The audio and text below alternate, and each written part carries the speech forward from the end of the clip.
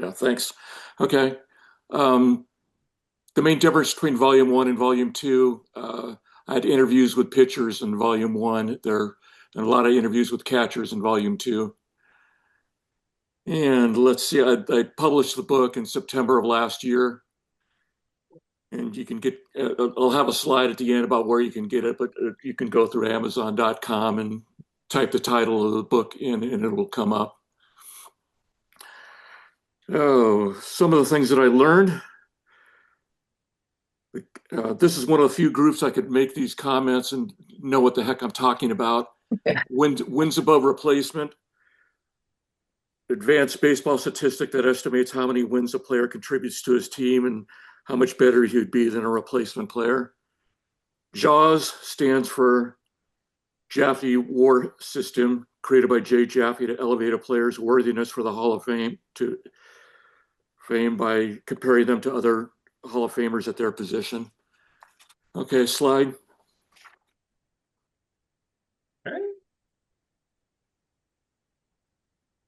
Okay, introduction to who I am. Name's Kevin Hurd. I grew up in the Bay Area, Los Altos. Went to high school with Steve Jobs. Not that we were friends. And went to Cal Poly. Graduated in 1979, and I joined the Air Force in 1984. And went till 2014 on that. For 17 years in the Air Force, I was a navigator. After that, I was a staff officer. And inspirations for this book and what I learned. Partially what I learned was the definition of war in JAWS. Inspiration for the book. This will be going into next slide also, but inspiration was I read an article by Jim Murray in 1990. Yeah, that basically this was at a weird time in baseball history. His article was July 15th, 1990, but in June of 1990 and July 1st, there were all kinds of no hitters that were like, 6 innings and then a rain out, but they counted as a no hitter. Or Andy Hawkins threw a no hitter, but he lost the game 4-0, and he only pitched 8 innings because they were the visiting team. And Jim was kind of ticked about that and said, like a bunch of non-entities throw no hitters. So I just said, really, let's take a look at that. The data is out there. Let me take a look and see if it is a bunch of non-entities that threw no hitters. And no hitters got redefined in September of 1991 to where for an individual no hitter, it has to be a complete game, no hits, complete game, no hits, and if you have a no hitter past 9 innings, you allow a hit. That isn't a no hitter. So yeah, and that was Faye Vincent's doing. It was a committee called the Committee for Statistical Accuracy, and then I got into what happened to pitchers after no hitters. Some threw a no hitter earlier in their career, and they went on to have Hall of Fame careers. Some guys through no hitters have arm injuries, had a short career, and some through no hitters real early in their career had an arm injury, and that was the end of their career.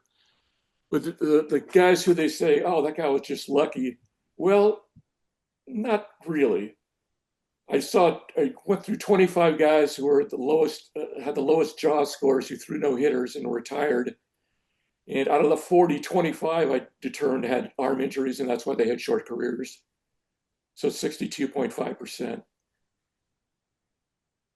And let's see what happened. Okay, interview with pitchers and catchers. Was the no hitter the highlight of the career? And for a lot of guys, it wasn't. I'll tell you what was. In David and Goliath situations where I looked like a journeyman pitcher on a bad team throwing a no hitter against a much better team. And that happened 5 times where the team that got no hit wound up being 40 games or more better than the team that threw the no hitter against them. I thought that was interesting too. Next slide.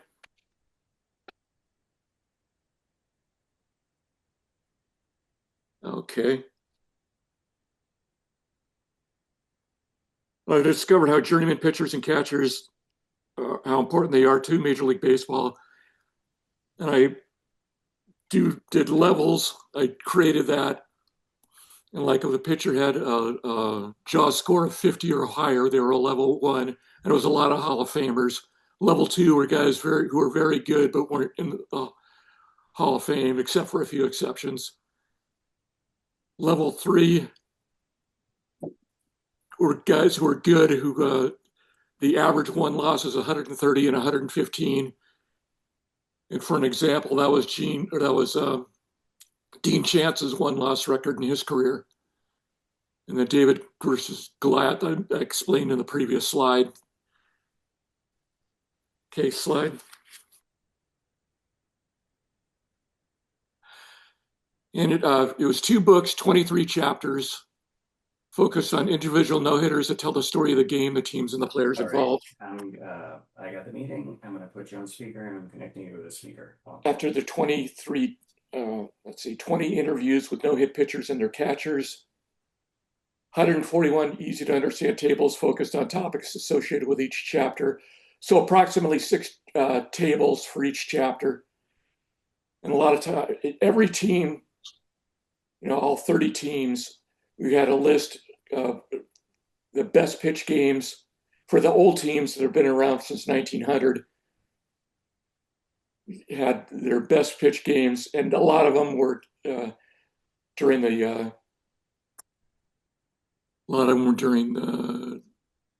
dead ball era, and had a lot of games with like pitcher pitching 17 shutout innings and the game ends in a 0-0 tie. And I also did for the more recent teams from 1961 on, when they started, I basically counted those games as 10 innings or less, what were their highest game scores. And game score is something that Bill James invented.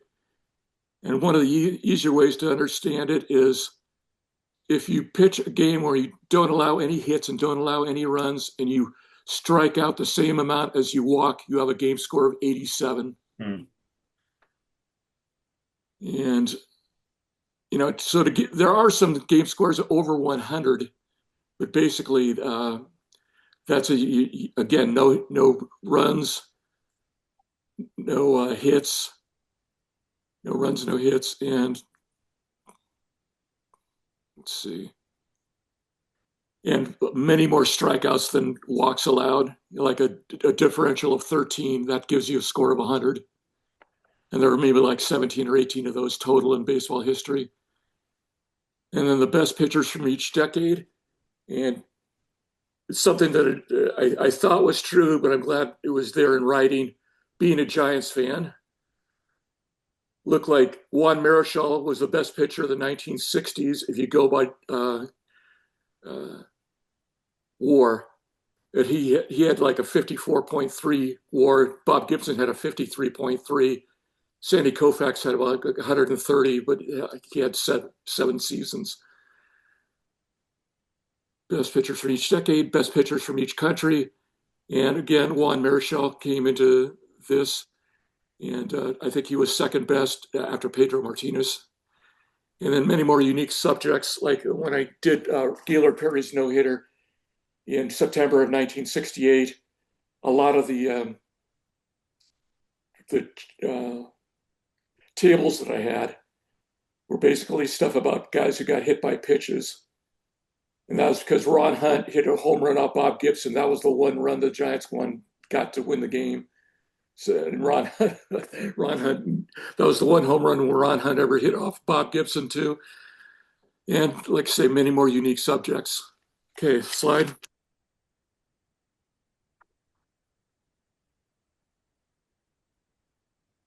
And this is something my brother Bruce, who, if you look at the cover, he was the editor of the book. We had 2 big questions: which game was the greatest no-hitter ever pitched, and then volume 2 was the most unlikely no-hitter ever pitched. In volume 1, I thought it was Max Scherzer. He had a game score of 104, which is the highest for any no-hitter. He no walks, He hit a batter, which doesn't count against you on game score. And one guy got on base on an error, and he struck out 17. So 87 and 17, he got 104 game score. And that was about the last game of the season, and the Mets went to the World Series that year. So he did it against a good team. Mm-hmm. And next, Hideo Nomo, 1996 versus the Rockies. We included this because that is the only no-hitter that's been thrown at Coors Field. And the Rockies that year had a batting average of 343 at Coors Field. Mm-hmm. And he threw a no-hitter. Pretty incredible, actually. And then Randy Johnson in May of 2004 versus the Braves. This was included for a couple reasons. This was a perfect game.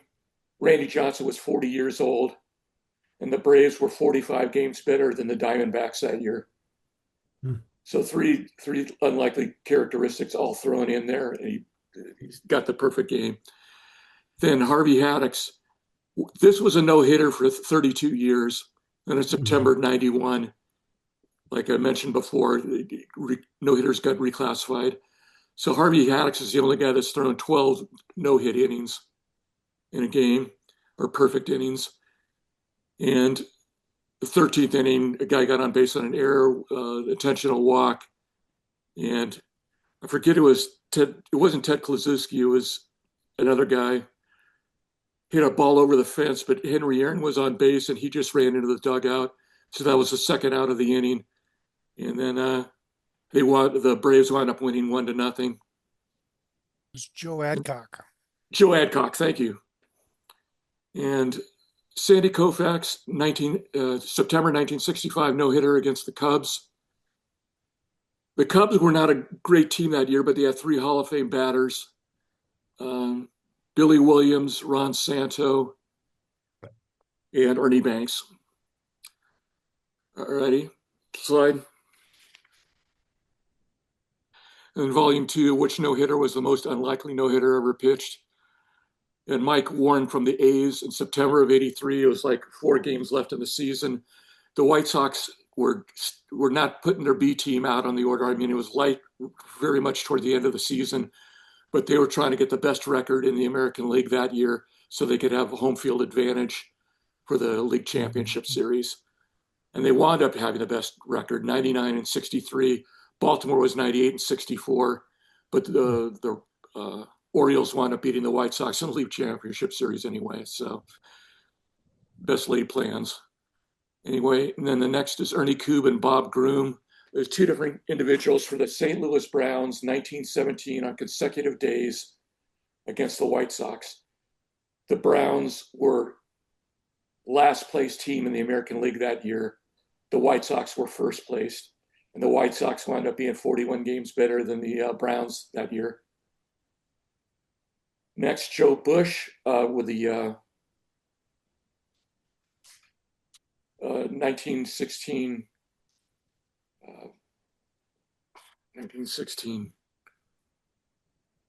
Philadelphia A's versus the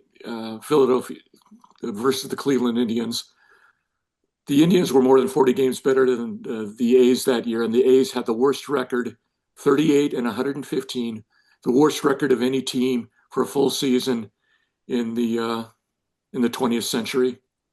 I mean, Bush himself was like a level 2 pitcher. He was real good, but he was just playing on such a horrible team. I included him in there.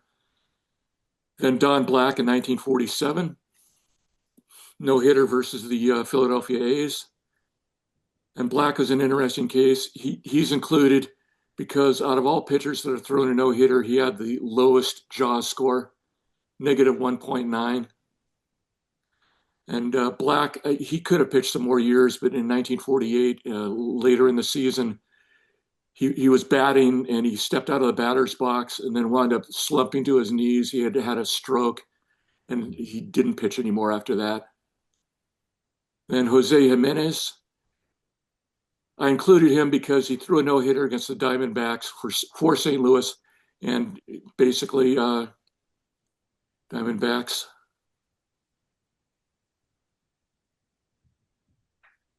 And he threw a no-hitter again, or no, he threw a shutout against the Diamondbacks a month later, and both times the opposing pitcher was Randy Johnson. So I love that this stuff happens in baseball. It doesn't happen in the other major sports, really. Okay, next slide.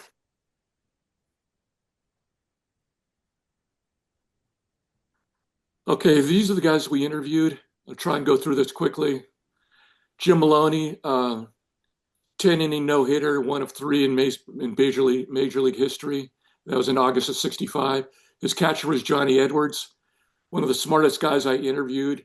He was the guy who did not go into Major League Baseball after he retired as a player. He had been doing engineering work in the off-season and wound up being an engineer at a nuclear power plant, and wound up retiring, being head of the plant. Juan Nieves was under 21 when he threw a no-hitter back in April of '87, and basically, '87. Bill Schroeder was his catcher, and Bill Schroeder has been a broadcaster for the Milwaukee Brewers for the last 35 years or so. Dave Stieb pitched for Toronto against Cleveland. This is September of 1990. And the interesting thing about Steve was he had 4 no-hitters that he lost in the 9th inning. And 3 of those were lost in the 9th inning with 2 outs. But then he finally, 5th time's a charm, and he wound up getting the no-hitter. His catcher was Pat Borders, and he's one of 5 players in Major League Baseball history that has been on a World Series championship team and has won a gold medal in the 2000 Olympics. And then Randy Johnson, already went over him. Robbie Hammock was his catcher. And Robbie Hammock was one of the few guys that I interviewed who said that was the highlight of his career. Said it was the easiest game he ever caught, 27 batters up, 27 batters down. Didn't have to worry about anybody stealing second or third because nobody got on base. Then Ed Halicki, Giants no-hitter in August of 1975. I interviewed him. That was the funniest interview I had. It was great. We'll talk about it a little bit later. Andy Hawkins had the 8-inning no-hitter that got recategorized in 1991.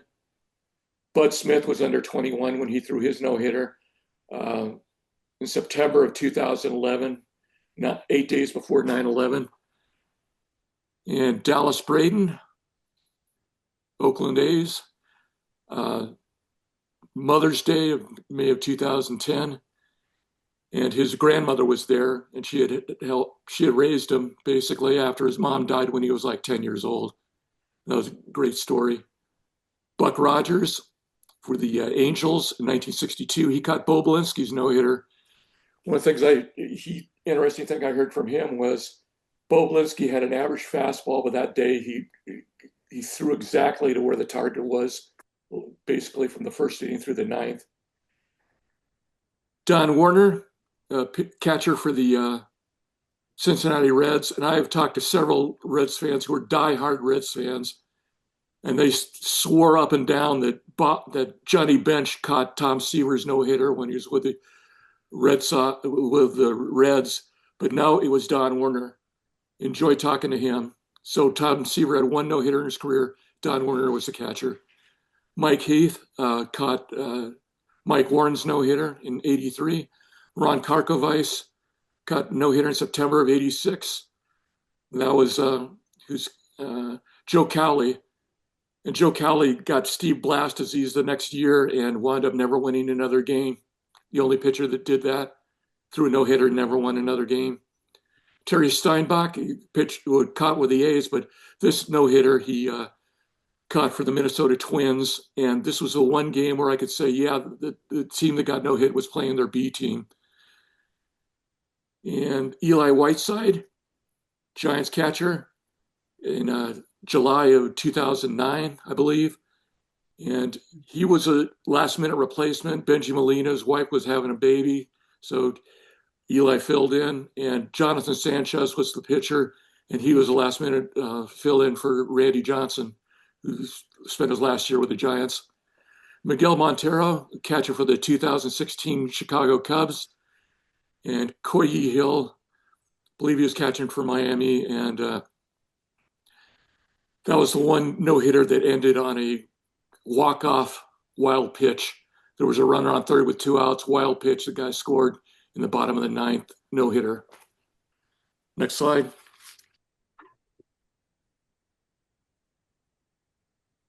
Okay. Ed Hilicky's no hitter in August of 1975. Slide.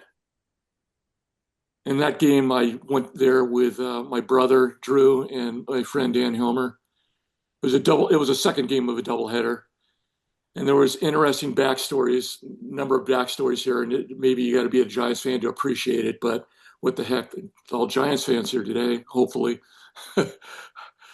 And backstory on the Giants at that time, that season, they had an attendance of 510,000, so like about 6,000 people a game. There was rumors every day that they were moving to Toronto, but that luckily turned out to not happen.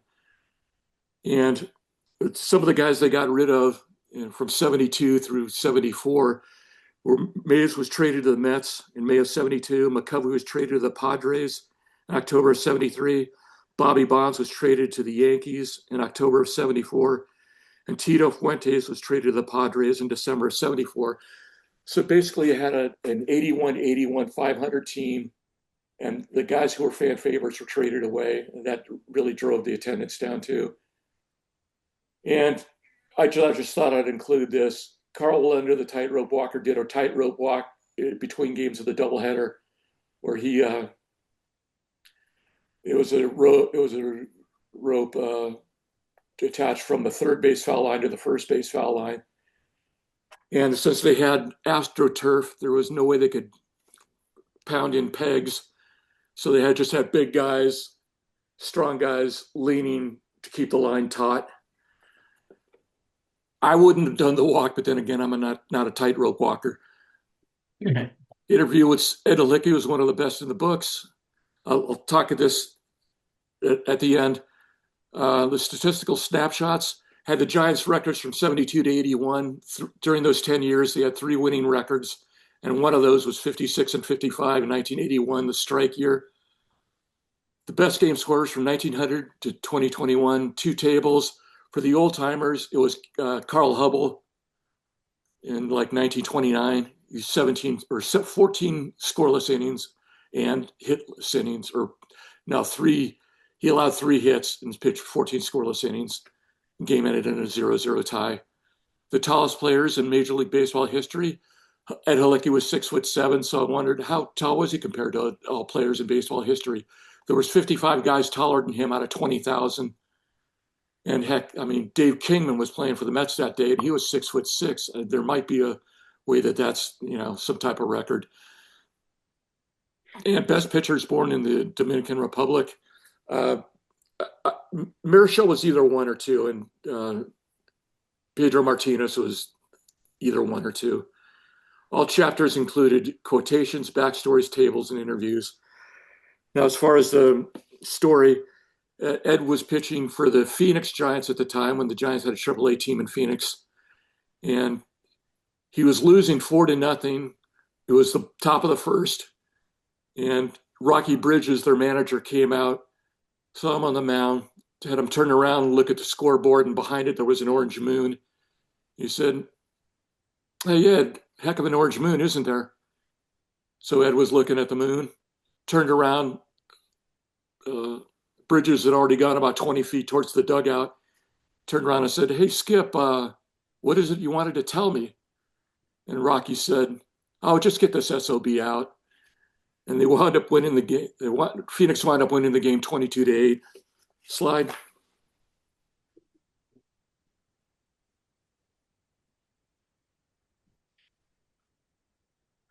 And I got a list of Northern Californians, and Northern California is Phoenix, Fresno to the California-Oregon border.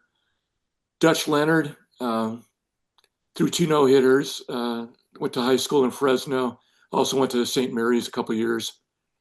George Culver was born in Salinas, threw a no-hitter for Cincinnati in 1968. Monty Pearson was born in Oakland, went to Fresno High School, also went to Cal Berkeley. Slide.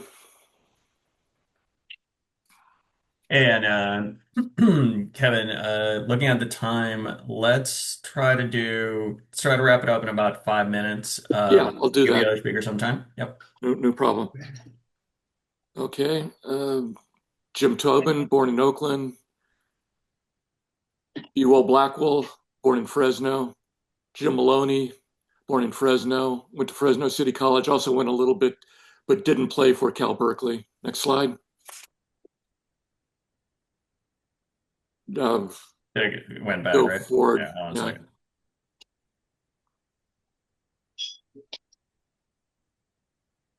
Okay. No, keep. Okay. Dennis Eckersley, born in Oakland. Bob Forsch, born in Sacramento. And Tom Seaver, born in Fresno. Went to Fresno City College and USC. Slide.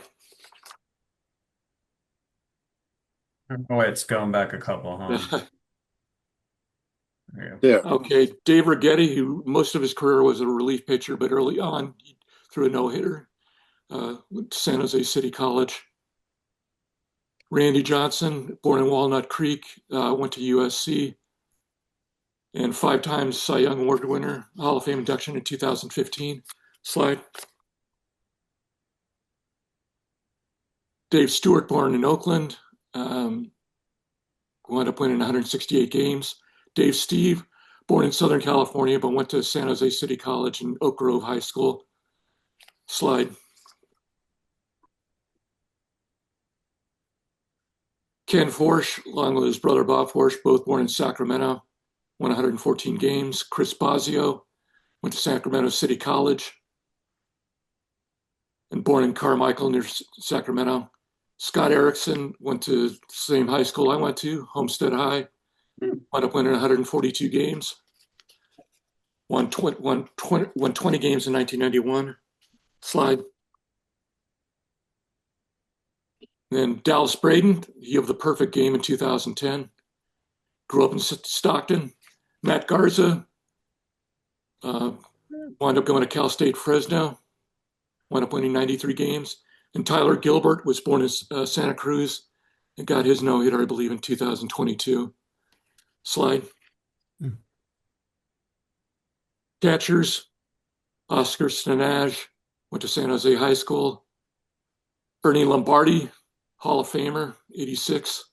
And he caught both of Johnny Vandermeer's no-hitters back in 38.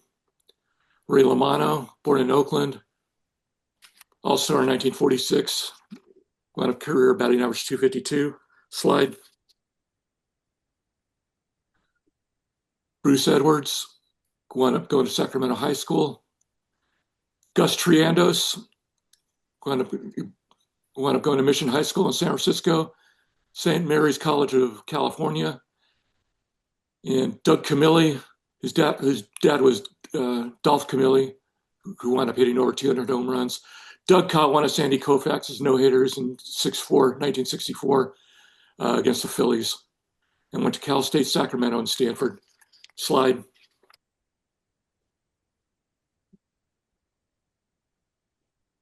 Pat Corrales, no-hitter caught Culver's no-hitter in 1968. Went to Fresno High School. Matt Walbeck, Sacramento High School. John Jaso wound up going to high school in McKinleyville High School in Humboldt County. Slide.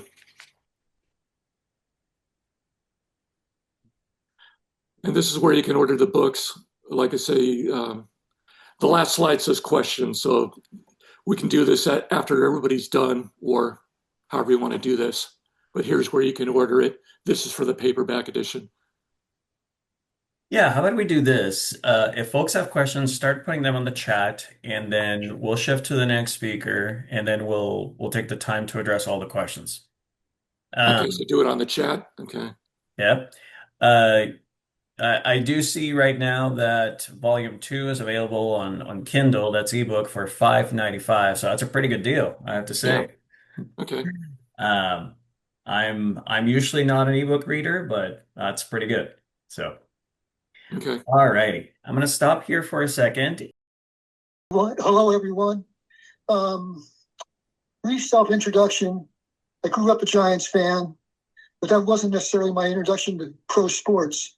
My glamorous aunt, Annabelle Fidlawan, who's somewhere on the call to this afternoon, took me to a Packers 49ers game in 1968 at Keithar Stadium, which really turned me on to sports.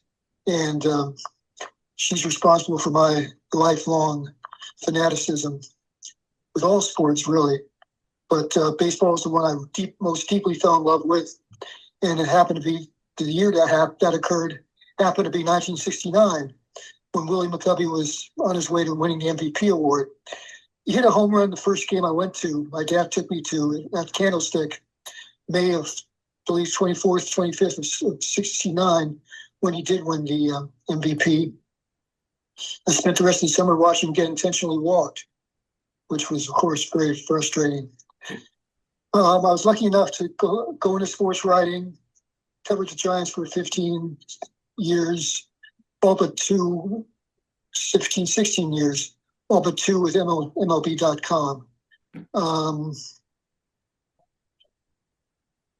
I believe several people had approached Willie to ask him to do a book with them, but he, as you well know, his reputation for reticence and modesty were truly deserved. It was a truly deserved reputation. He just did not like calling attention to himself, although I kind of scratched my head when I see that he had vanity license plates on his Cadillacs, but Mac 44 and that sort of thing.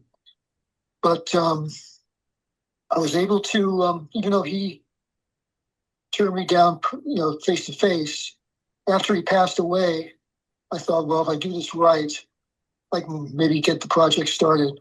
And I approached his daughter, Allison, in right before COVID struck, and she said she approved my going ahead with a biography of her dad, and that was that. I was off to the races. Although COVID took away a lot of people who I might have ordinarily talked to. One of the ones that's still gonna haunt me probably till I die is Joe Morgan. He sent me a text saying, I want to talk to you, I want to help you. I just need to take care of something first. I'll talk to you in a couple of weeks. Within those 2 weeks, he had passed away. And other people I talked to in their dying days, I believe, it was just, sometimes I thought the project wasn't meant to be, but I did get started, and I had I was lucky enough to have some stashed away interviews of Willie Mack through the years. I covered them, even though I never covered him as a player. But seeing him play as a player and hit about 6, 8, or 10 home runs or so did inform me, of course, as to what kind of player he was and how he looked and what he brought to fans every day and every night.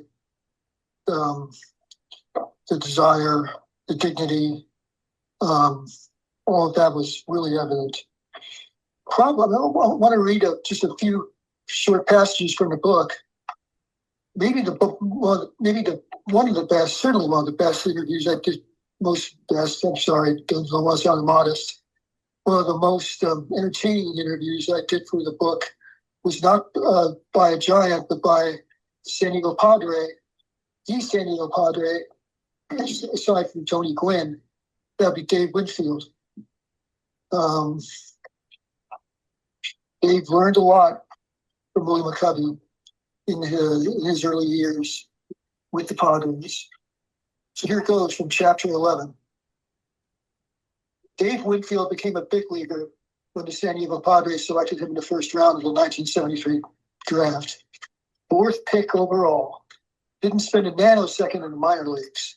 Won most outstanding player honors in that year's College World Series as a pitcher with the University of Minnesota. 1 week after he and his Golden Gophers teammates were eliminated from the tournament, Winfield slapped a single off 4th-year veteran Jerry Royce for his first major league hit. Dave Winfield was a big leaguer, all right, but he wasn't he wasn't big league. That is, he lacked the sophistication that would enable him to curse at umpires and not get ejected from a game, to match white-hot competitors like Bob Gibson and Al Roboski stare for stare, to hang with the likes of Bob Gibson or Pete Rose and Reggie Jackson, to move in and out of gaggles of adoring yet annoying fans. Fortunately for Winfield, Willie McCovey arrived in San Diego from San Francisco in 1974. It was Winfield's first full season in the majors, McCovey's 15th. For the better part of the next 3 years, McCovey showed Winfield, largely by example, how to be big league. Coincidentally, Winfield just happened to have torn photographs of McCovey from a sports magazine or two and posted them in his college residence because he was a tall, strong, intimidating, accomplished hitter, the 6'6" Winfield said. If and when I went to the big leagues, that's who I wanted to emulate.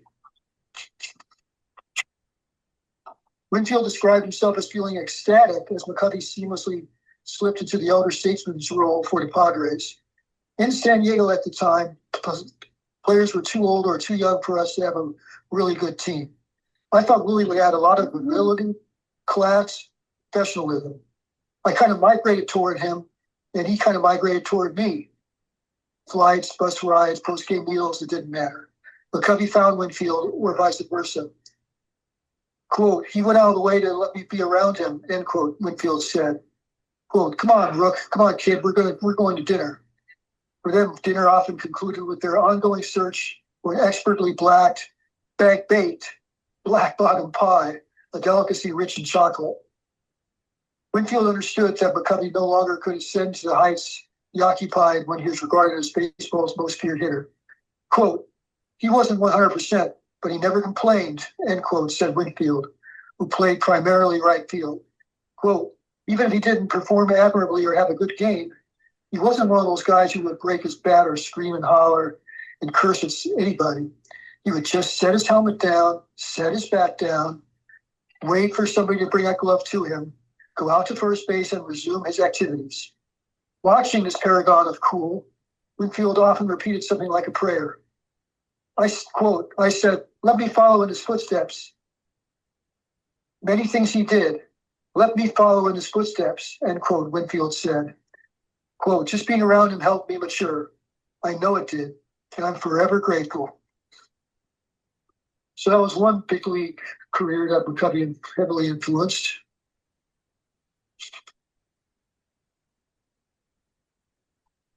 After his stint with the Padres, McCovey returned to the Giants. And his first game at home was obviously a gift for the fans who had missed him so much during those 2-3 years in San Diego, 2.5 years in San Diego.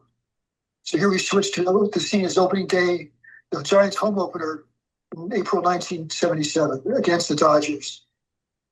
The cheering cascaded around Willie McCovey as if he were standing in a waterfall. Opening day is for new beginnings, and so the 1977 home opening crowd of 37,813 at Candlestick Park noisily welcomed McCovey back to the Giants in a different guise. That of resident legend, capable of generating joy or pleasure simply by stepping onto the field or in the batter's box. Of course, fans want to see him succeed, but he already had succeeded in capturing people's hearts. He was Willie McCovey, and that alone sufficed. Nobody bothered to record the precise length of the ovation that McCovey received as he stood on the first baseline during pregame introductions. But Sports Illustrated's Ron Pimwright clocked it at a, quote, a solid 5 minutes, end quote. Said John Miller eloquently of McCovey, quote, he was who the Giants were in the past and were at that time. He was the face of the franchise. He was beloved as a great player prior to then. But now there was a different element to it. There he was, still looking in his uniform like he did in 62 or 69. He still looked great. He wasn't thick in the midriff or anything like that. He still looked the same. To me, that's when he became larger than life. McCovey set Giants fans free. They felt free to cheer the memory of Willie Mays, Juan Marichal, and Orlando Cepeda, which seemed embarrassingly long ago. Quote, he took you back to that earlier era, Miller said. End quote, Miller said. They could once again revel in the Giants, who had reached the postseason exactly twice since arriving from New York City in 1958. They could celebrate their favorite ball club, despite its below 500 finishes in 4 of the previous 5 years. Quote, it gave us some credibility, end quote, longtime Giants executive Pat Gallagher said of McCovey's return. Quote, it restores some of the pride in the uniform, yet at a certain amount of respect that the organization couldn't really get any other way. And of course, the fans cherish McCovey himself because he left and came back. Those 2 years and 5 months that he spent in San Diego were just a bad dream. Before, during, and shortly after that period, life in San Francisco was either short of ideal or downright weird. There was the Patricia Hearst kidnapping in 1974. The People's Temple suicides and murders took place on November 18, 1978, in Guyana, but had roots in San Francisco. The zebra serial killings terrorized the city from October 1973 to April 1974. The Giants nearly moved to Toronto in 1976, and Mayor George Moscone, who worked hard behind the scenes to help Bob Lurie keep the Giants in San Francisco, was assassinated along with Supervisor Harvey Milk by Supervisor Dan White on November 27, 1978. McCovey's welcome presence amid all this provided at least some stability. Others considered the Bay Area a place to flee, not him. Just one more passage, if you will. Hitting his last days in the major leagues with the Giants. McCovey swung a dangerous bat until the very end. A week after he announced his retirement, Giants manager Dave Bristol summoned him to pinch hit in the first game of the doubleheader against the Dodgers. That candlestick, with 1 out in the 9th inning, or 2 outs in the 9th inning, Lenny Stennett on first base, Bobby Castillo pitching for Los Angeles, and the score tied 3-3. McCovey drilled Castillo's pitch up the right center field alley. The Dodgers quickly relayed the ball home, but Stennett scored the winning run with a rolling slide. The crowd of 50,229 stomped its feet, clapped its hands, and yelled, "We want Willie," for more than 5 minutes, pleading for a curtain call. This bordered on the stuff of mythology. The spectators yearned to gaze upon their town's great champion, who they had roused from his hero's rest to slay the hated dragon once again. The early part of my career, every time I faced the Giants, I was convinced their manager manipulated the lineup so McCovey could always come to bat in the 9th inning, Dodgers right-hander Don Sutton said. Every time the game was on the line, I had to look at McCovey. They had Mays, Cepeda, and Hart, but it always came down to McCovey. He was awesome. Thank you very much for your time and love of the game. Thank you, Chris. You're getting claps here from the fellow attendees. Also, I am showing, can everybody see the Amazon page where I'm displaying Chris's book? All right, so I'm displaying your book, which, by the way, I don't know if you know this, Chris, but it's on sale, similarly, Kindle and hardcover. So I think it's a great win. I typically personally like to, whenever I buy a book like this one, after I read it, I like to donate it to my local library, Folsom. So I'll be doing that. Oh, Yeah. that's great. Yeah. I have one quick question, and then similarly, we'll put the questions on the chat. But recently, we had a gentleman who wrote a book on McCovey and Billy Williams. Have you met him? Have you spoken to him about it? I have not had a chance to meet him. Okay. We keep crossing paths, so we have crossed paths a few times. And one time, Allison tried to introduce me to him, but things didn't work out. All right. Well, I will send you the link because we recorded that session, and you can watch it. That'd be great. So thank you. All righty. I'm gonna move. I've heard good things about it, and I'm not jealous or envious or whatever. Oh, rising tide lifts all boats, I sincerely believe. So Absolutely. Okay. So First of all, I just want to thank you, Tony and Marlene, for having me in this group. It's an honor and a privilege to be talking to SABR people. Um, I just wanted to tell Kevin a little no-hitter story. Um, I play a computer simulation game called Baseball Mogul. I don't know if anybody else has that. It's a great little game. And I can play any team against any team just as a kind of exhibition game. And I decided since the tragedy of the Giants losing the World Series in 1989, the Earthquake Series to the A's in four straight games, I wanted to have just play one game and see if the Giants could actually beat the A's. So I had Scott Gureltz pitching for the Giants and Mike Moore for the A's. The computer was doing the A's. I was controlling the Giants. Gureltz pitched 9 inning no hitter. He only walked one batter, and that batter was erased by a double play. So he only faced 27 batters. Problem was, Mike Moore on the A's was also pitching a shutout. So the game was tied 0-0 after 9 innings. And according to my computer, Gureltz had gone over his pitch count already, his pitch limit. So I had to pull him and put somebody else in for the 10th inning. But according to you, that would be still a legitimate no-hitter because he went nine Combined. innings. Yeah. Yeah. However, the game went 19 innings. It was tied 0-0. And in the bottom of the 19th, they were playing at home for Giants at Candlestick. In the bottom of the 19th, with two out and nobody on, Will Clark hit a home run, and the Giants won 1-0. And, Right. the greatest computer game I ever played. So I just wanted to share that with you.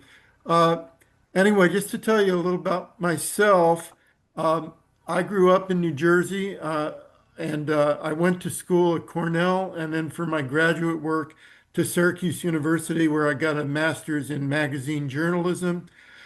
I then worked for the Cortland Standard in New York, where I covered high school sports mostly. Um, I bookended my career. I wasn't always a sports writer, but I bookended my career by being a sports writer for the Vacaville Reporter, where again I covered high school sports, which I really enjoyed.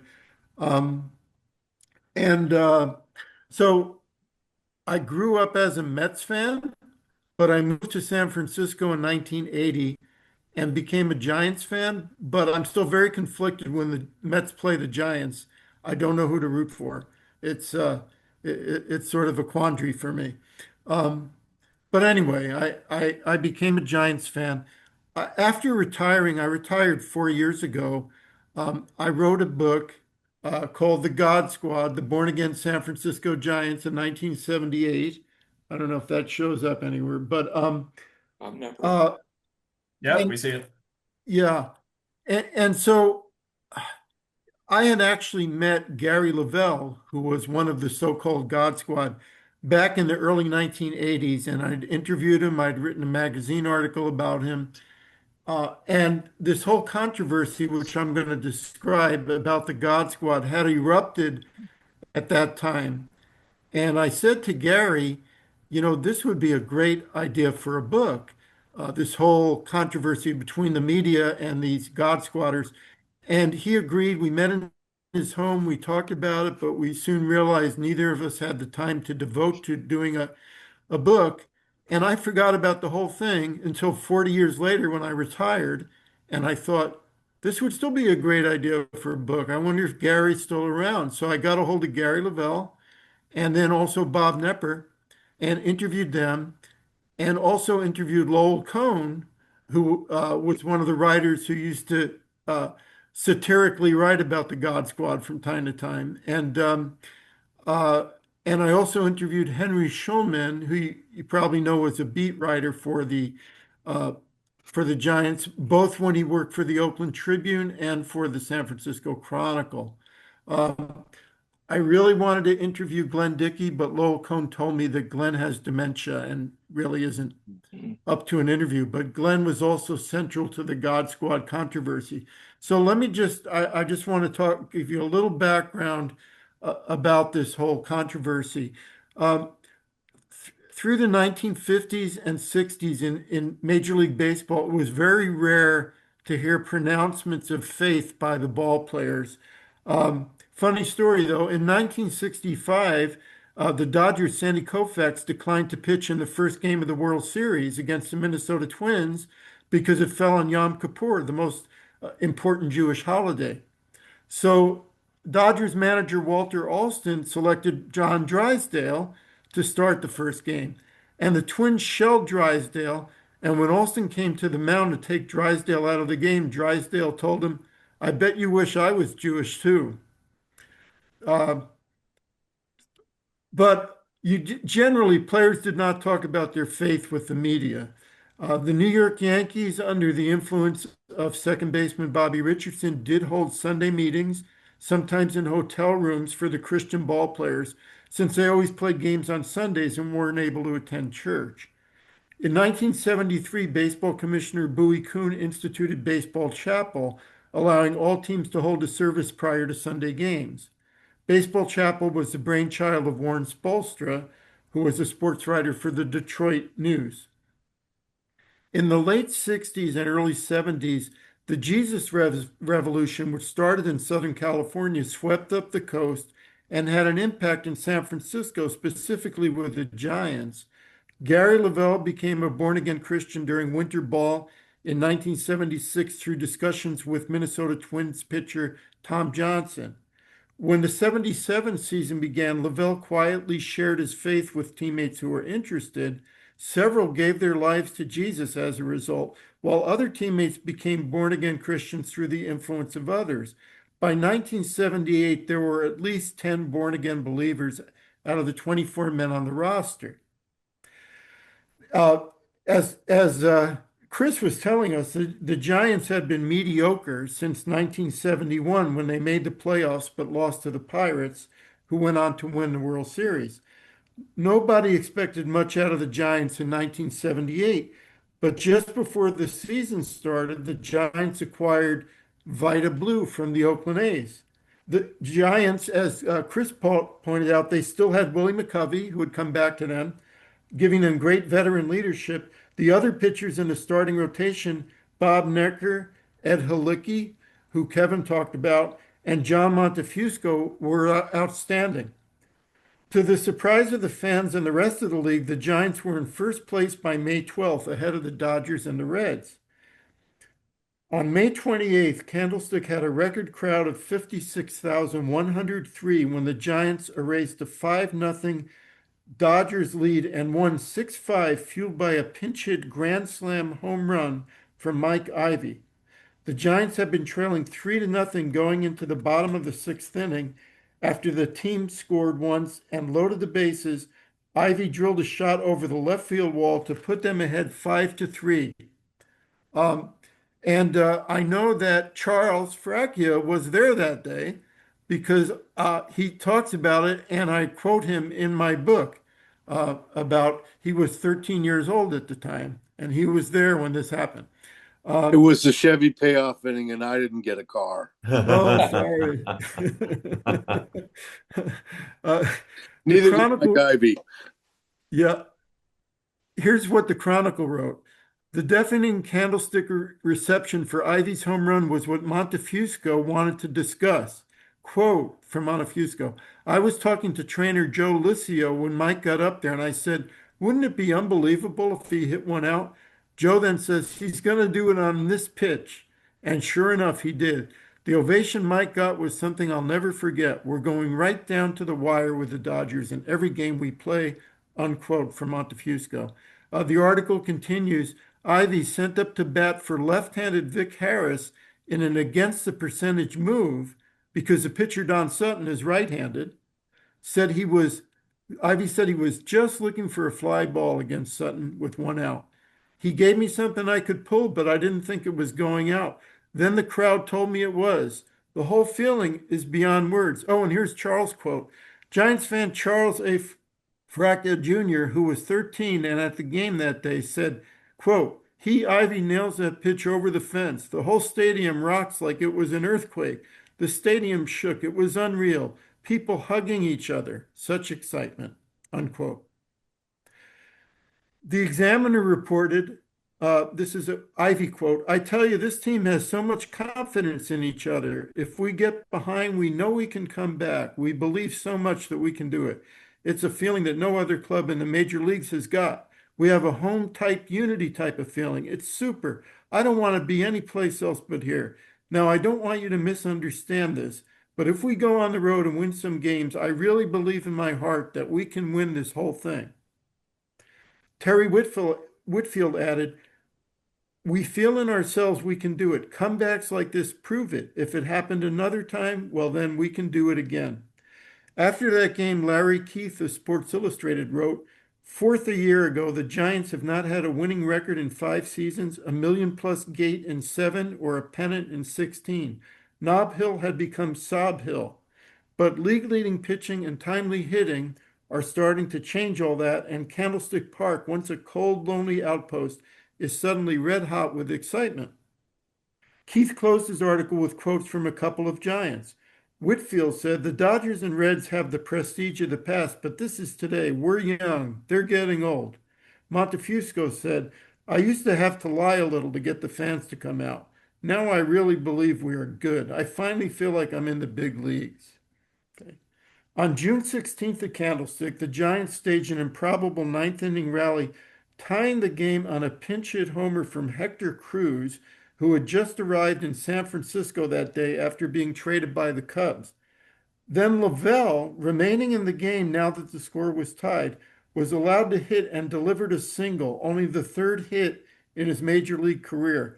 After an intentional walk to Darrell Evans, Jack Clark smacked a home run to give the Giants a 7-4 victory over the Mets. Stephanie Salter wrote in the Examiner, in real life, when a team is down 4-3 in the bottom of the 9th and its newest player gets up to hit, he strikes out. The Giants are not in the real world. This season, they are in a strange dimension where corny and ridiculous happy endings are the rule rather than the exception, and the scripts are played out to the tune of the impossible dream. W.A. Van Winkle echoed Salter's thoughts in the San Francisco Bay Guardian. He wrote, someone will appear from the bench or out of the bullpen and drive in the winning run, despite a low batting average, a hitting slump, or near blindedness. Someone will walk in from the bullpen and retire each of the last 9 batters to preserve a win. Someone will steal a base and put a run in scoring position. Last year, he would have been thrown out. And someone will hurdle the baseball from the left field corner all 335 feet to home plate to force the final out of the game. Except for one day in June when they slipped to second place, the Giants remained in first place until August 11th. But they had a September swoon and ended the season in 3rd place. Vida Blue told the Examiner, a lot of players on that team hadn't been used to the type of success I had with the A's and all the things that surround a pennant race. I think they got a little tight. It was like we got our foot in the door and all we had to do was take one more step and close the door behind us. Instead, we closed the door on our hand. Blue told San Francisco's Chronicle sports columnist Glenn Dickey, I was almost the only player on the team who had been involved in a pennant race. Maybe if I'd been an everyday player, I could have done something to help everybody get the feeling of what they had to do. But as a pitcher, I just wasn't involved every day. Hilicki said, I know people say we choked in the stretch, but I don't agree. We didn't play that great, but the Dodgers were just superior in September. Utility infielder Rob Andrews said, the Dodgers and Reds, were 2 of the best. We were a group of overachievers, but in the end, we just couldn't match up. However, the season energized the fan base and brought huge crowds to Candlestick. In post-game interviews, the born-again players frequently thanked God for the ability he had given them. The press raised no objection. After all, the Giants were winning. Let them talk about whatever they want. But when the Giants got off to a terrible start in '79, the local media decided to blame the born-again players, claiming their faith had made them passive about winning. The worst of it was when a rumor spread that Nepper, who had come to faith in Jesus through discussions with Lavelle, told his manager it was God's will after he gave up a home run.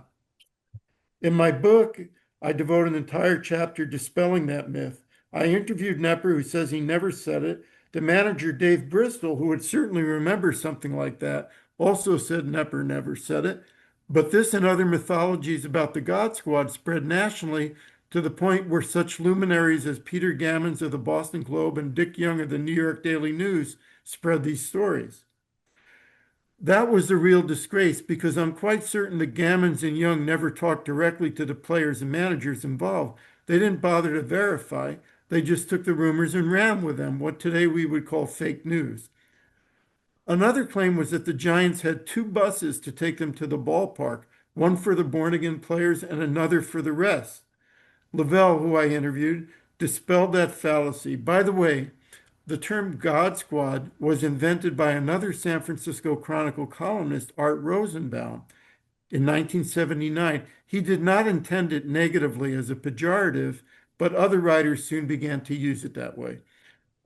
Speaking about 1978, Lavelle added, "We were doing very well. A lot of the guys who were Christians were just praising the Lord for the ability he'd given them to play the game of baseball. Reporters more or less interpreted that as if we were thanking the Lord for giving us a good game. The players were not doing that. We were just thanking the Lord for the ability to play the game." Talking about 79, Lavelle continued, "When things started going bad, reporters were saying, 'Well, where's your faith now?' The faith was still there, but because we weren't doing well, the reporters thought we were backing off from our beliefs, that we were making God great when things were going good, then we were forgetting him when things were going bad. It was really distorted." He added, "When you're having a bad year, such as the Giants were having in 1980, you're always looking for scapegoats. People are going to pick at anything they feel could possibly explain the reason why you're losing or having difficulties, and I think we were the scapegoats. They thought that because we had a good group of Christians, that possibly they were being pacified by their faith and not giving 100%. As Nepper described it, it's really funny.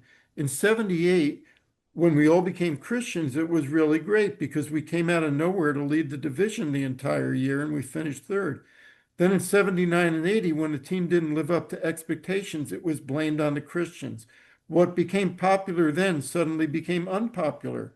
We took a lot of heat." Talking about the Giants' slide from contenders in 78 to a dismal 1979 season, Vita Blue threw some gas on the fire. Glenn Dickey wrote, "Blue thought part of the problem was religion in the clubhouse. It was an era where born-again Christians were becoming very public in baseball and nowhere more than in the Giants' clubhouse. Blue said, 'We always had our Sunday morning chapel, but now some of these guys were wanting to have meetings during the week. I've got nothing against religion, and I believe everybody has the right to worship whatever God he wants to in his house or in his church, but doing this in the clubhouse created cliques. You can't have one group of guys in one corner of the clubhouse and another group in another. It just doesn't work. It also got to the point where guys were saying it was God's will. If a pitcher lost a game, it was because that was what God wanted. If a hitter struck out with the bases loaded, same thing. That's bull. The pitcher didn't make his pitches. The batter couldn't hit that hard slider on the outside corner. You can't make excuses. You have to do the job." Glenn Dickey and Lowell Cohn of the Chronicle liked to goad the God Squatters. Dickey used a sledgehammer, while Cohn, who loved satire, used humor. Cohn, who earned a PhD in English Lit at Stanford, never went to journalism school. When he landed an opportunity to work as a columnist for the Chronicle in November 79, he wanted to make an immediate impression. Cohn said, "I took strong stands because that's just how I was, and I needed to make a splash, needed to keep my job. I was on a 6-month trial, and if I were mere background noise, the Chronicle would drop me in a second." He says that was his frame of mind when he produced his column, "Can Satan Save the Giants?" on May 7th, 1980. And it made quite a splash. On the day the Chronicle published the column, the Giants were in last place in their division with an 8-18 record. In his satirical piece, Cohn concluded that God must hate the Giants. He wrote, "But what does he have against our local heroes? He's downright prejudiced against them. No question about it. He has them so befuddled they can't even count the outs. The irony in all this is that the Giants are a God-fearing bunch, if ever there was one. I'll bet, prayer for prayer, they're the most God-fearing team in Major League Baseball. It's not for me to say why God has singled out the Giants. His ways are very mysterious to man.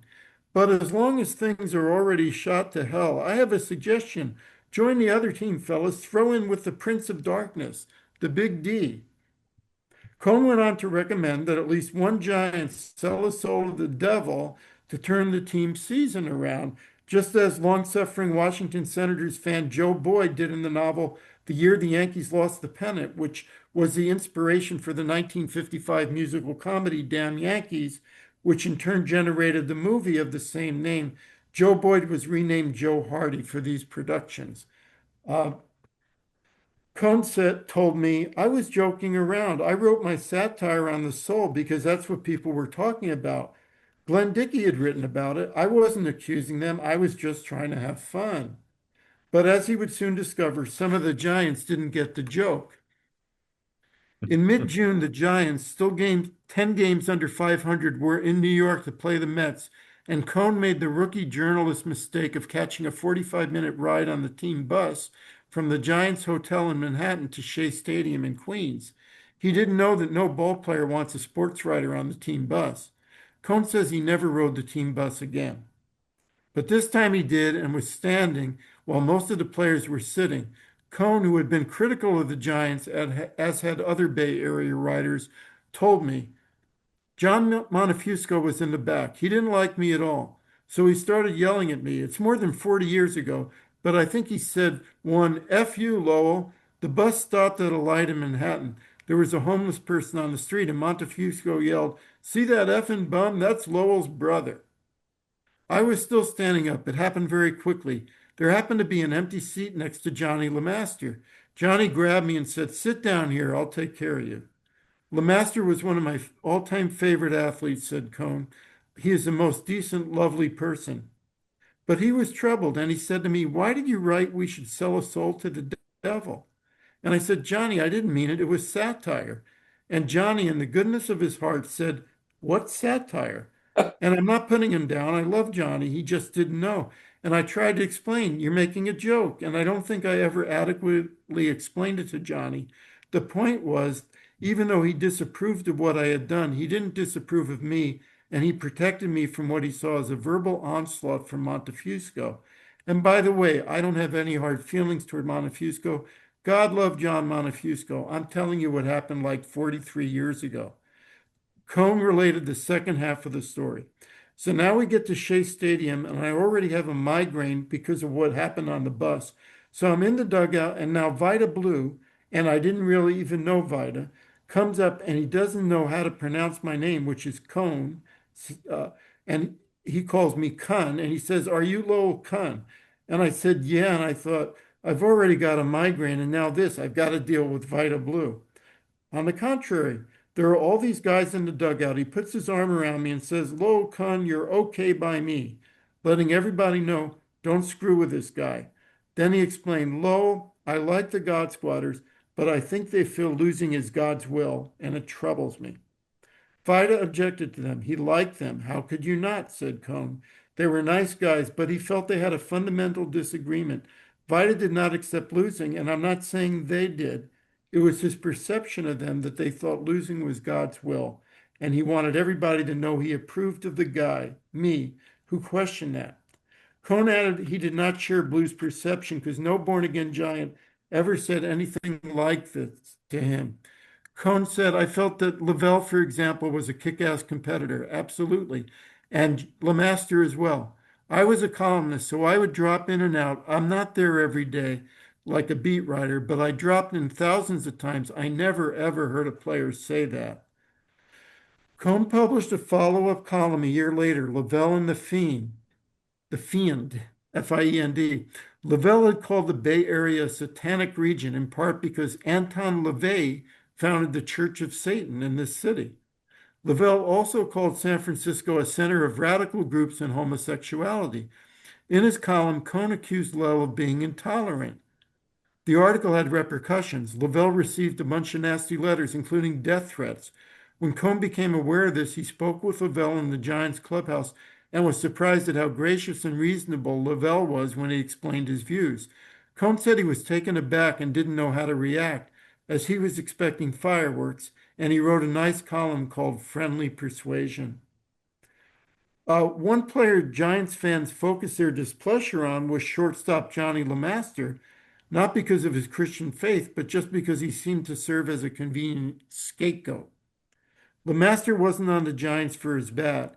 The .222 lifetime hitter spent 10 of his 12 seasons with the Giants at shortstop. The 6'2", 165-pounder played in the era when shortstops were not expected to swing a bat. Players like Mark Belanger, Don Kessinger, Dal Maxwell, Bud Harrelson were small in stature, did not hit for power, but earned their keep with excellent glove work. On April 26, 1978, Glenn Schwartz of the Examiner reported, "The first chorus of boos drifted out from Candlestick and reached Johnny LeMaster's ears a week ago.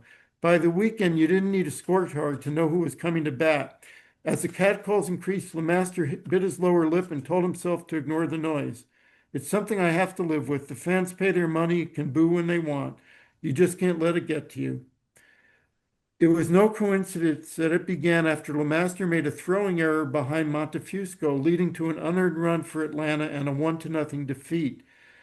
"I would say the error had a little to do with the boos, maybe a lot," LeMaster said, "but I haven't hit yet either." But as writer Sam Miller noted, the booing resumed. When the Giants returned to their losing ways in 1979, the fans directed their displeasure at LeMaster. His wife, Debbie, suggested he change his name to Boo. LeMaster ran with the idea and asked equipment manager Eddie Logan to make a jersey with Boo on the back in place of his last name. After a couple of weeks, on July 23, 1979 at Candlestick, LeMaster got up the courage to wear it in a game. The only teammate who knew LeMaster was going to pull the stunt was Rob Andrews. Manager Joe Altobelli, who didn't have the best eyesight, asked Andrews why LeMaster had Bob on the back of his jersey. That broke up everybody in the dugout. The caper was short-lived. LeMaster only got to wear the jersey in the field in the top half of the first inning before general manager Spec Richardson intervened, fired the equipment manager, and ordered LeMaster to put on his regular jersey.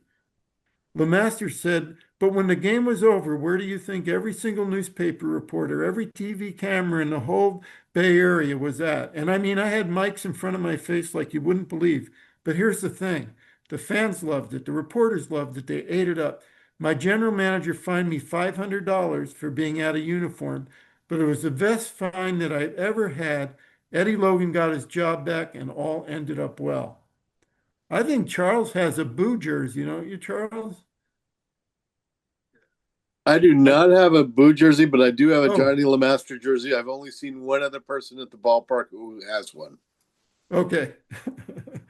Okay. Let me try to wrap up here. By the beginning of the 85 season, all the born-again players had been traded away. Some felt it was intentional by management, but it's hard to prove that. In any case, by the late 80s, we had a new cadre of born-again Christians. I call them God Squad 2 and I devote a chapter to them in my book. The most well-known of those were Gary Carter, who I've interviewed twice, Dave Dravecki and Brett Butler. Henry Schulman, who was a beat writer for the Oakland Tribune at the time, told me, "In dealing with the second wave of God Squatters, I never got the sense that they felt wins and losses had anything to do with God, Satan, or anything else besides how they play. I always felt that among the players a surety that their faith in God was rewarded by the health and strength to perform. But there was nothing passive about any of the athletes I covered on the field. And I don't think their teammates felt that way either. Dravecki, Garrelts, Carter, Jeff Brantley were among the most competitive I covered. Dravecki received support from his manager, Roger Craig. After Dravecki spun a two-hit complete game shutout against the Cardinals in Game 2 of the 1987 NL Championship Series, he was led to a media room next to the locker room where Craig was answering questions. When the manager looked up and saw Javecki, he said, "They say Christians don't have any guts." Well, this guy's a Christian and he's not afraid of anything. And I don't think I have to recount to you the story of how Trevecchi got cancer. He was out for like a year. He came back from cancer. He pitched a marvelous game against the Reds on August 10, 1989, where he beat the Reds 4-3 in front of over 34,000 fans who went just nuts to see his comeback from cancer. And then 5 days later in Montreal, while he was pitching, uh, after feeling a tingling sensation in his arm in the fifth inning, in the sixth inning on his first pitch to Tim Raines, Trevecchi's humerus bone shattered, and the sound was heard throughout the stadium, and Trevecchi collapsed on the mound. And I think you all know about that, and that uh, eventually the cancer returned, and Trevecchi had to have his left arm and shoulder amputated. Um, and through it all, he talked about how his faith had helped him through that situation.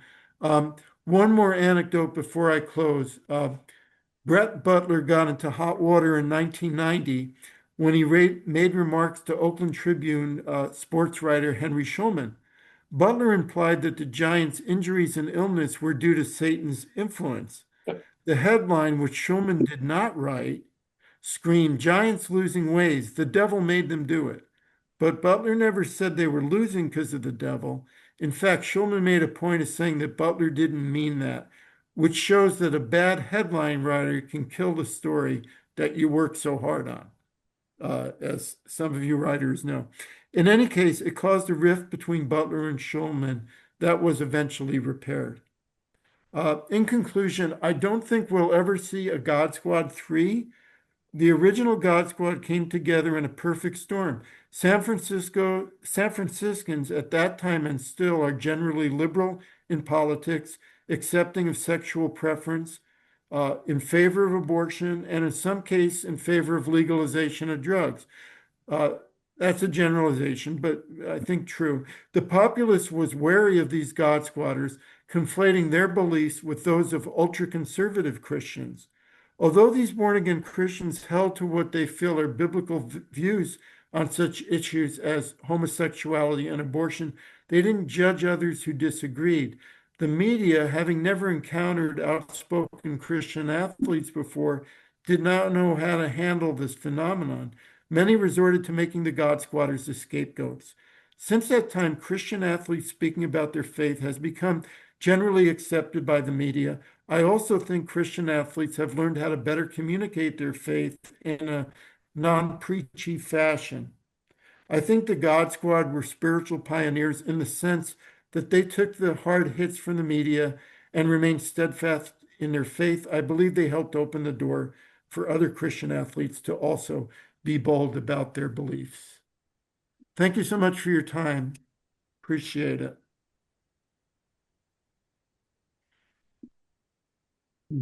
Thank you so much, Matt. Yep. I'm gonna take a look at the chat, see if there's any questions. Mhm. I don't see anything posted, so let's go ahead and open it for questions. Let's start first. Chris dropped though, so first let's start with Kevin. Any questions for Kevin?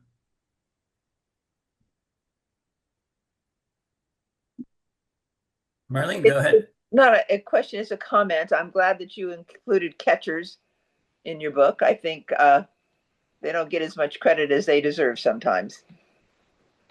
One story I have about the catchers, it was funny talking to these guys. I asked them how they became catchers. And one guy said, because nobody else was going to play it on my little league team. Another guy, his dad bribed him to play catcher. He was the coach. And some guys, when they were in the minor leagues, the front office guy came up to him and said, if you want to make it to the big leagues, you got to switch from being a third baseman to a catcher. So those are the three ways they went to become catchers. And now many managers are former catchers. Oh, yeah, they're absolutely. involved in everything. Yeah, can I tell you a quick catcher story? Kevin. Sure. The Mike Ivy came up as a catcher, and he was really, really good. But he came up with the Padres, and during a exhibition game or spring training, he was having trouble throwing it back to the pitcher, and one of the coaches or managers kidded him about it, and it gave Ivy a complex about throwing it back to the pitcher, and he kind of got the yips about it, and after that, he never wanted to be a catcher. He refused to be a catcher. That's why he ended up being a first baseman, because he got the yips just because of a remark the manager had made to him. Mike. I have a question for Kevin. Now, I've been waiting this whole time. Could you now please tell us the Ed Hillicky story? Oh, another Ed Hillicky story? Well, you said you had a really good one, so I'm like, I wanted to hear that. That was one of them. Were you out of the room when I was telling it, or? I might have been. Oh, okay. Yeah, he told about the manager coming out and saying, "Look at the Oh, orange that moon." one. Okay. Yeah, No, yeah. I was here for that. I thought there was another one. I was Well, like, there's oh, two other stories. I could tell Okay. you one of them. It was like Hillicky is from New Jersey, and his dad and extended family and stuff was watching the game on TV from New York station, and his dad, like the fifth inning, realized Ed had a no-hitter going, so he refused to get up and go to the bathroom. His bladder was about to explode when the final out happened in the ninth inning. As Ed said, he didn't wet himself. Beat it in time. That's funny. That's good. Hey, Kevin, I forget if you mentioned it, but how you conducted a lot, not just of research, but also a lot of interviews. So how long did it take you from the time you began working on it to the time that the book was done? It wound up taking about 4 years. Okay. It took a while. Yeah. How was Eli? How? I'm sorry to interrupt again. Yeah. How was Eli Whiteside? I was actually at the Jonathan Sanchez no hitter. Yeah. Like I say, he was a last minute substitute for Benji Molina. And I mean, I asked him if it was his finest moment or highlight of his career. He didn't seem to think so. I forget what he said, but I was surprised that only one guy said that was the best moment of his career. Huh. Anybody who was in a World Series, even if they didn't play, said that was the highlight. Oh yeah. Yep. Kevin, how did you succeed in getting all these interviews? It seems like that would be hard to find contact information for the catchers, especially, or Oh yeah, absolutely. It was nuts. There's things like peoplefinder.com, and there's like 6 or Oh, yeah. 7 more of them like that. yeah, But even that I would get wrong phone numbers on that. right. And some guys just didn't want to talk, which is fine. That's their whatever. And I left messages with some guys who never called me back.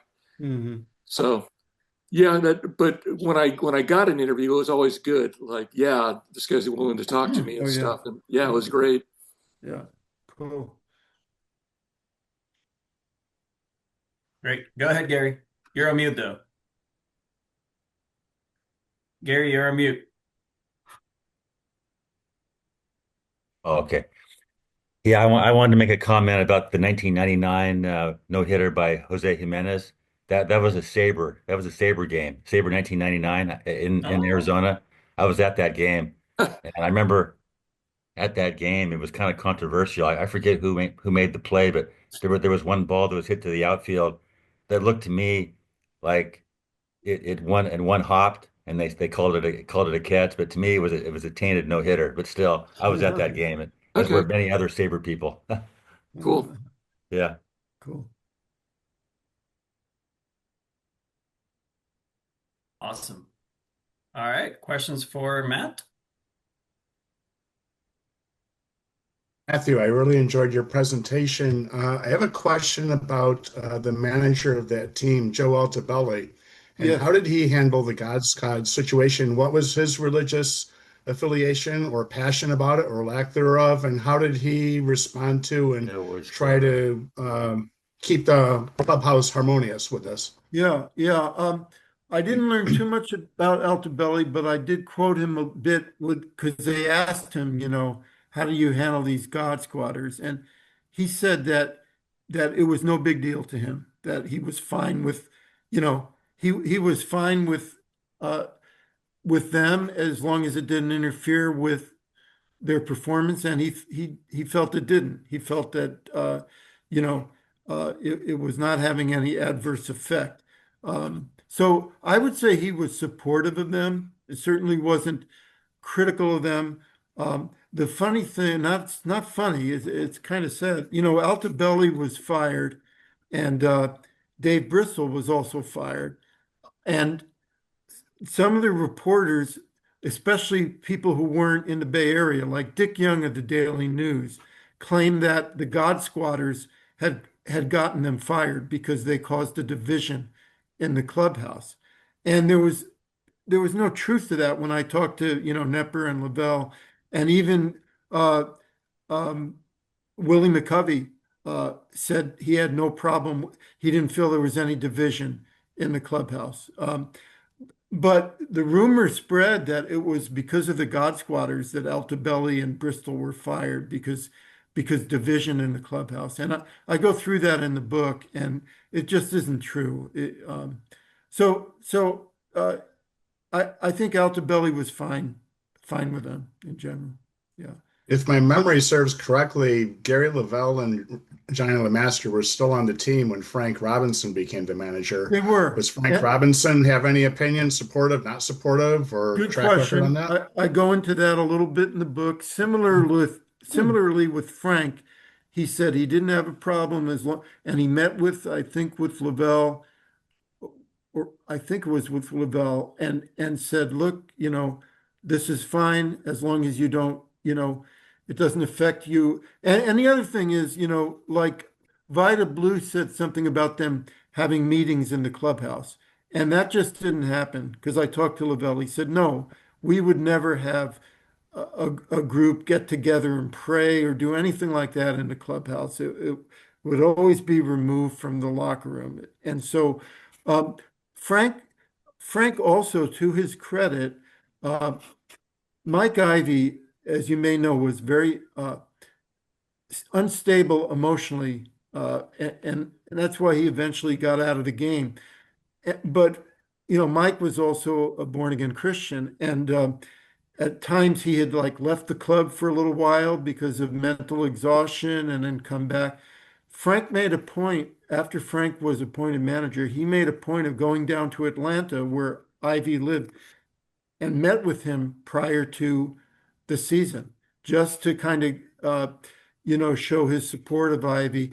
And Frank said that, again, with Ivy, he said, and with all the born again players, he said, I don't have a problem. I met with Lavelle, as long as they're not having, evangelistic meetings in the clubhouse or stuff like that. Frank was good about that, and Frank was a hard guy in general. He was a difficult guy to play for. He's not the easiest guy, but I think in terms of these born again players, he was fair to them. Yeah. Interesting. Thank you. Yes, and probably if you had a problem with them, you would have known about it because Frank was not a shy person. Yes. Thank you. Absolutely. Yeah. So have you read, Matthew, have you read Dick Williams' autobiography? Dick Williams, no. I have Okay, not. when he was manager with the Padres from 82 to 85, he had a lot of God squatters on that team, like Dravecki. He hated him. He hated Did him. he? Yeah, Yeah. he hated him. I think maybe because Eric Shaw was involved, Yes. because Eric was pretty nuts. Yes, exactly right. And Paul, the thing about that group, especially Eric Shaw, was they were very right-wing politically, and they were, they were John Birch Society people, and I think Dravecki removed himself from that extreme. By the time he was with the Giants, you don't hear Dravecky being extreme in that manner at all. But Eric Shaw was, and maybe that's why Dick Williams hated him. Yeah, he said they did have a lot of meetings in the clubhouse. So Yeah, that's it was not. very disruptive. So yeah. That's disruptive. That's Yep. Gary said that never happened with the Giants. So anyway, if you want to read Dick Williams' autobiography, I do recommend it. It's what you'd expect Dick to Yeah. sound like. Thank you, Paul. That'd be great. Yeah. Oh, by the way, my book is available on Amazon. Just put in the God Squad and Matt Seeger, and you'll find it. So, Terrific. yeah. Dixie has a question. Yeah, this is for Kevin. It went by so fast. You said that there was one no-hitter that ended on a wild pitch. Was that the game in Miami? Yes. I was there. Okay, Oh. cool. Oh, I was there, and one of the 2 or 3 best pictures I ever took at a ball game was Giancarlo Stanton standing on home plate with 1 foot, scoring the winning run, ending the game, and ending the season, because that was the last Yep. game of the season. Yeah. Wow. nice. So I have that photo. Nice. All right. Excellent. Okay. Any other questions? I'm always pleased how these meetings turn out. You never know what you're going to learn and the ways things go. And I'm real. Thank you again, Tony, for working with Chris so that he could participate. Sometimes technology gets away from us, and that for me worked out just fine. So thank you for going the My extra. pleasure. My pleasure. Do that. My Appreciate that. pleasure. Terrific. Just an inquiry for me. If any of you guys know somebody who has a baseball podcast, send them my way. I've had a hard time getting on podcasts Oh, because I sent them to a bunch of people and I never heard back from any of them. okay. All All right. one. And I love talking to these SABR chapters. This is great. I get jacked for doing these. So Kevin, there is a podcast that I listen quite frequently. It's called 1988 Tops, and it's 2 friends who just talk about the players who are on the 1988 Topps baseball card set. And the way they do it is they choose a card, say, I don't know, Tim Raines, right? And they'll profile Tim Raines' career. So I bet that there's a whole bunch of players in your book that were included in that 88 Topps set. So you might want to reach out to them. I personally haven't spoken to them. However, Marshall Garvey, who is a member of our chapter and recently wrote the book about the 1995 World Series, he has been a guest on that one, as has Zach Ford, who is also a member of our chapter and prior president of the Sacramento one. I forget which players in particular they spoke about, but I'll drop you a line with the information on the podcast. Outstanding. Thank you. Kevin, Right. Kevin, have you tried to contact Marty Laurie? No, I have not. Marty had me on for a segment, and he was great. I mean, I think he'd be open to hearing about your books. Oh, absolutely. Yeah. It's just, excuse me, I love talking to you guys and stuff, but I wasn't thinking Bay Area centric. Would three of the 23 games involved Giants pitchers. Right. Gaylord Perry in 68, Halicki in 75, and Sanchez in 2009. Mm-hmm. But there was 20 other games that didn't, so I wasn't even thinking Marty Lurie. Yeah, true. Yeah, he still might be interested in the I'd local. love to hear from him, or however you want I to mean, do the that. story, you have some stories about Halicki, you got Yeah. Whiteside, if you focused on that stuff, it might be good. Yeah. And it's interesting also that my oldest brother was at Gaylord Perry's no-hitter in 68. Oh, cool. Yeah. Yeah. All right, folks. Well, as always, we're going to do a plug for the bio project. A few of us are participants on that.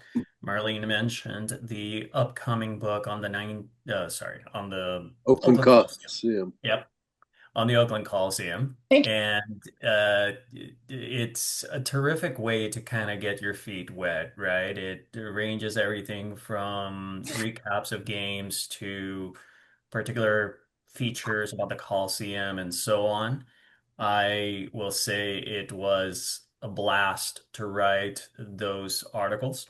And it's not the only project going on right now. I've contributed recently to a couple that have not yet come out. One's the '01 Mariners, one's on Hank Aaron, one's Satchel Paige, and then there's a handful of others.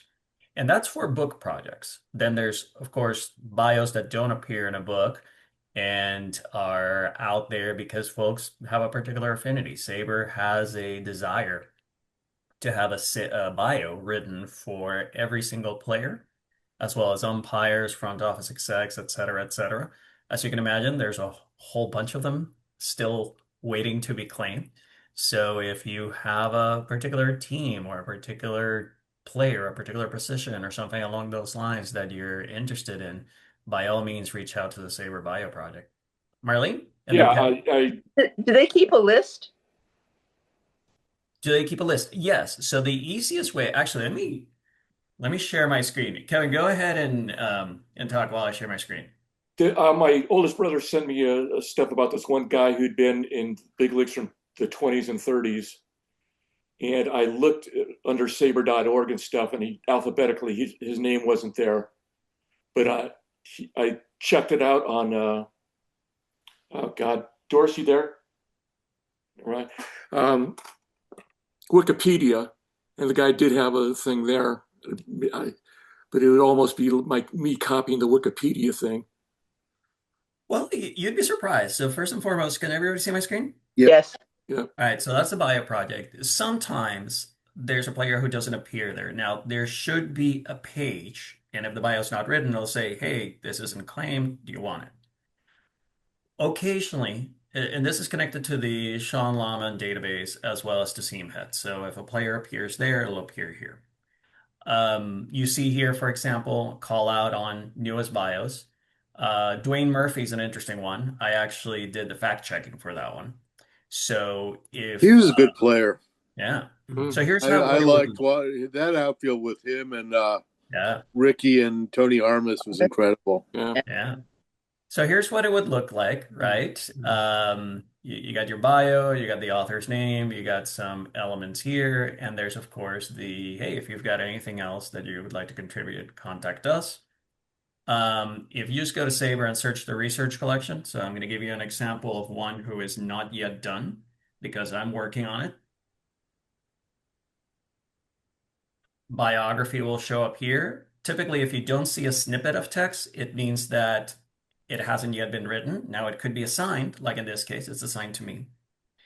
Or it could be, hey, it hasn't been assigned. For example, Are there many women on the list yet? I don't know. That's a good question. It's a little bit of, you essentially have to search and see if somebody. So they don't publish a list of missing bios. No, because the list is just too massive. Yeah, sure. Now, I do have a list. I had asked maybe half a year ago about A's and Giants, and essentially I was able to cross-reference it. So I do have that list. Of course, it's outdated, but that would be a good start. And you don't need to be a professional writer, right? It's a nice process where you write a first draft, they'll review it, they'll send it to you saying, hey, here's our edits. Then they'll do a fact check.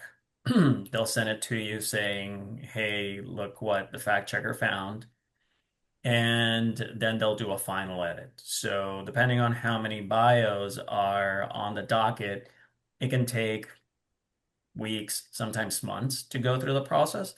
But it gives you an opportunity. One thing that I like to do is for every one that I submit, I take one for fact checking.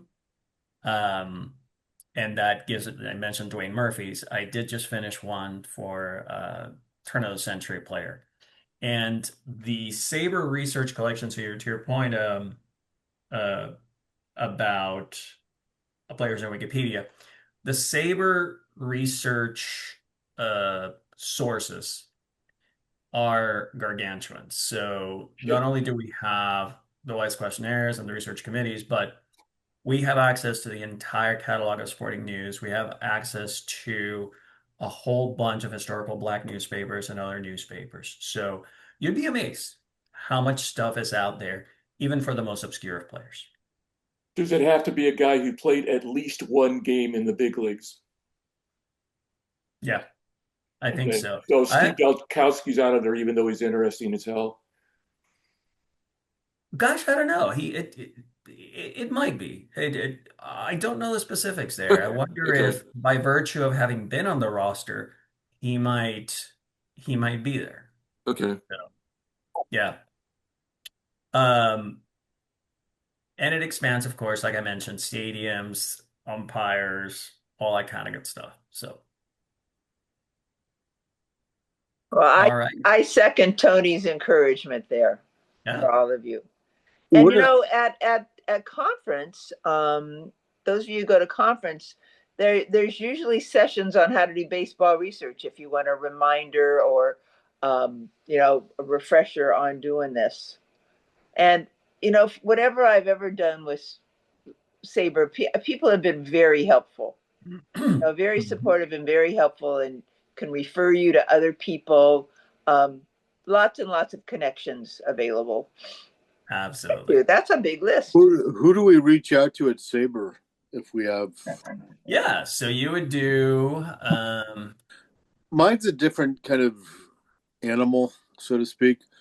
I'm looking for like pictures of basically the different Willie Mac Award ceremonies, and I reached out to the Hall of Fame and they couldn't help me.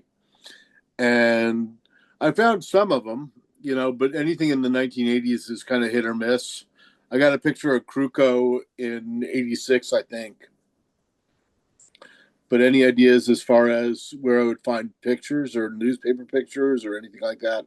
I looked at local SF papers, and all they had was like an announcement, but no picture. Charles, you looking like photos of the Giants? Yeah.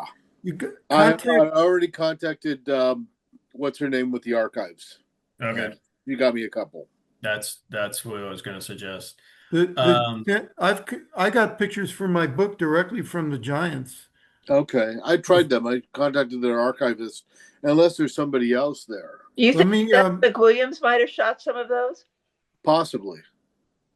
Charles, let me see if I can find a name for you, an email address for the. Okay, because I contacted Missy Mikulski, who's their archivist, and she helped me out with a couple, but didn't have a lot. This was a different person. I'll shoot that to you. Yeah. Okay, thanks so much. Sure. Okay. And I'll include this link on the email, but here's where you can go. And if you have a question, you can send them a note. They'll kind of tell you a little bit of how the process works. There's some resources on the page, et cetera, et cetera. So I highly recommend it. All right. Y'all busy.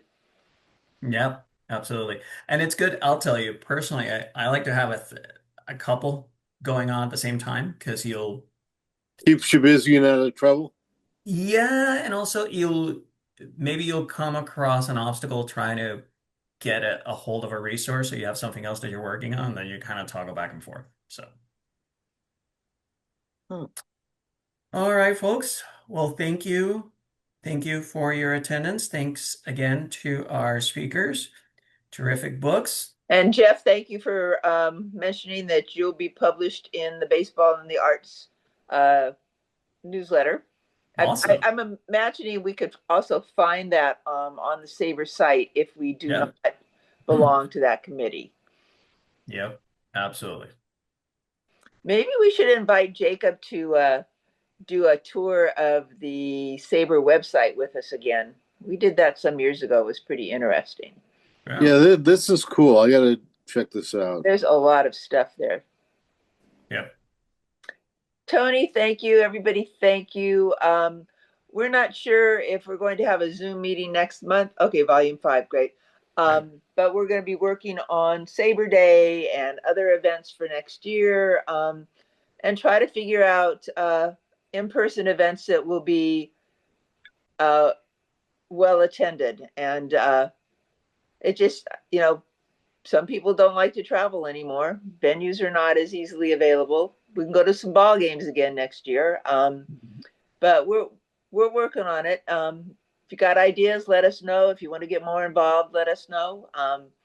And we look forward to the next time we get together. It's always wonderful to see you, whether it's in person or on these screens.